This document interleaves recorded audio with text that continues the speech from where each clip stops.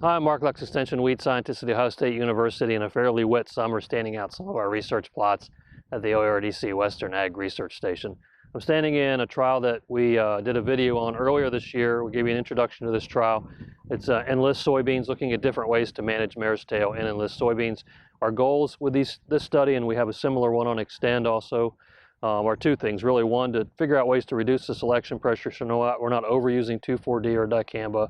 And not wearing out these technologies. And number two, having systems in place where if you get into a situation where you can't use a 2,4-D or dicamba post, and we will have a lot of situations like that because we're near greenhouses or whatever, then systems that work so you don't have to do that.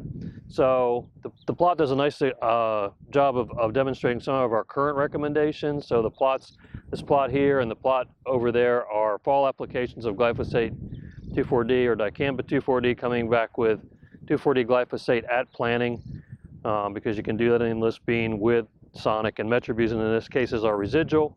The plots don't look too bad. That one looks a little bit better than this one. It does show some of the problems that you can have even with a fall herbicide program coming back late spring. This would have been May 7th when this was applied. So typically we would say the 2,4-D would go on 7 to 14 days before. In this case we did put it on at planting, and it looks to us like some of the Marestail plants out here did survive that glyphosate 2,4-D burn down, and then we just came back with glyphosate post-emergence, right? So that is something that does happen in some of our programs, but typically if your spring applications go on more like April, mid to late April, you'll usually kill those small Marestail that are out there and not have this issue.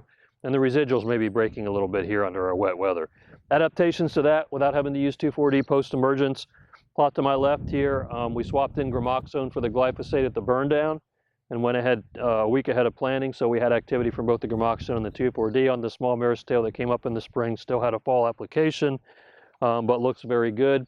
Your other adaptation there, and you can do this in the Enlist bean because it's resistant to glufosinate, is to say, okay, I'm going to take the same approach, any of these that I've outlined here, and instead of using 2,4-D posts, I'm going to use Liberty, or one of the generic equivalents of that post-emergence, and that also does a nice job of cleaning up Marestail. So those are approaches you can take without having to use 2,4-D post-emergence. So this plot and the plot next to me are two applications of Enlist Duo, at planting and then post-emergence, and they also had a fall application, so we really would expect that to be a good program for control of Marestail, and it is. Largely, you don't see any Marestail in these plots. It's not a strategy we were really wowed about because the two applications of Enlist Duo, spring followed by summer, we're thinking it'll probably put some selection pressure on our Marestail, but the fall application certainly reduced the number that were there to spray.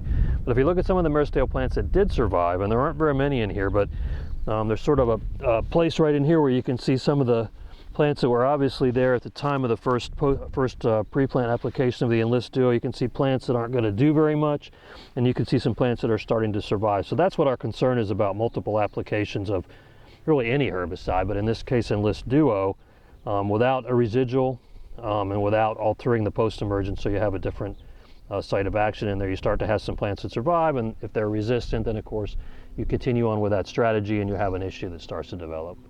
So this plot essentially shows us there are a number of different ways to get effective Marestail control within the Enlist program. There's obviously the relatively simplistic approach that puts the most pressure on the population to develop resistance, and then there's alterations you can make that are just sound alterations, still including a residual, altering your burn down so you're not using 2,4-D there, or you have something in addition to the 2,4-D and the glyphosate, or altering your post-emergence so you're not relying strictly on the Enlist Duo there.